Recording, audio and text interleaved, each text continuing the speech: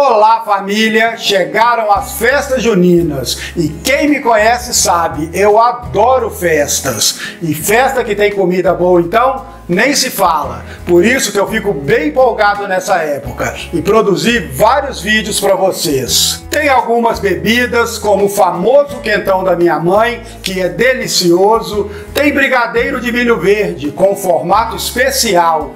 Tem lelê de fubá, você conhece? É típico aqui do Nordeste. Tem um caldo bem cremoso e quentinho, com todo o sabor mineiro. E tem cri-cri de amendoim, aquele crocante que todo mundo gosta. E tem muito mais. Todas essas receitas e outras estão na playlist Festas de Junho. Corre lá! E se você não é inscrito ou inscrita no canal, esta é a hora. Inscreva-se, curta, compartilhe, conte do Nando na Cozinha nas suas redes sociais e clique no sininho para ficar por dentro das novidades. E até a próxima!